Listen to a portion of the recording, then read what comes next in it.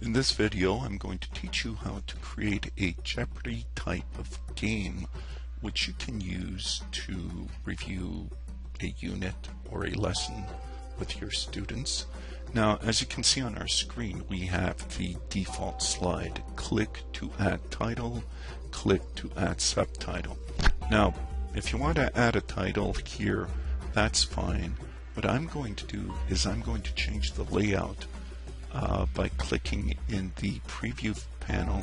I'm going to go down. I want to find the blank slide, because what I'm going to do is I'm going to insert a table. Now, as I click on insert table, you'll notice that there are squares, and I can use these squares to create my table.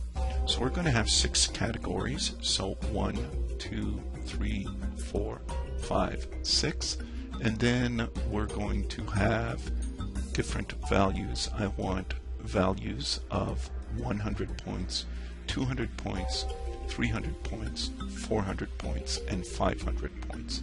When I click on that, my table is formed, and then in the dark blue boxes, I can start to add my titles or my categories. So for the sake of argument, we're just going to add things like English, and then in the next tab, let's go math, and I don't know, let's go history, geography. Now you'll notice that it doesn't quite fit in the box, so we're just going to expand this box a little bit by grabbing the line and moving it over. Got to go just a little bit more. And this is the most frustrating part, is grabbing the line and moving it. Let's see, we're going to keep on doing this. There you go. So we have English, math, history, geography. Let's go art. And let's see, we need one more topic. Let's just go random stuff. Okay, now we're going to add the value of our points. So each question will have a different value. And 500. Okay, now as you notice, it's not quite centered, not the way I like it. So I'm going to go back to home. I'm just going to center these.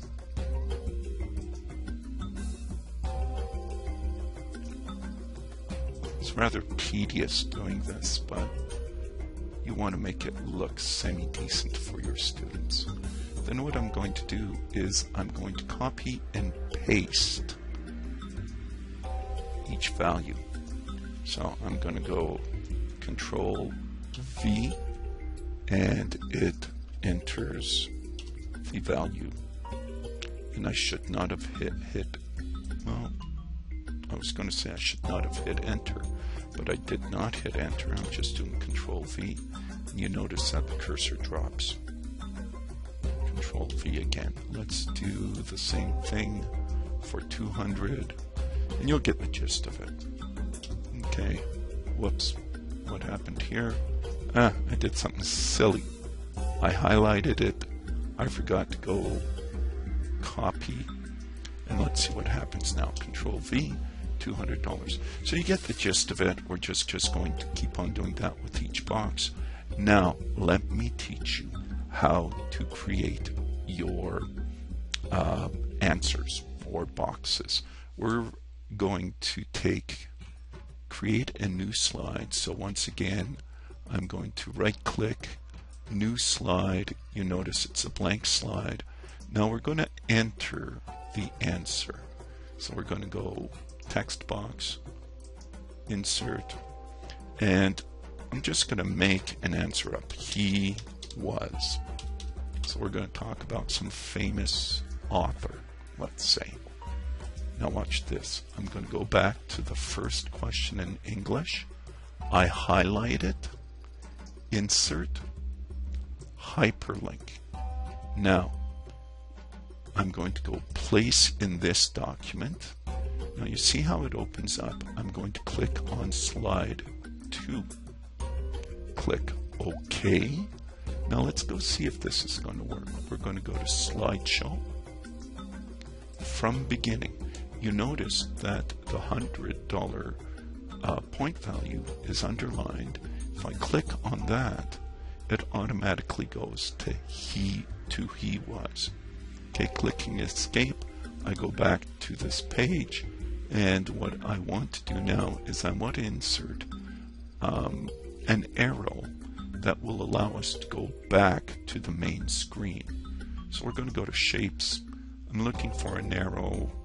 Let's pick this one. I'm going to insert it right here, and I'm going to right click the object, add a hyperlink, and we're going to click slide 1. Click OK.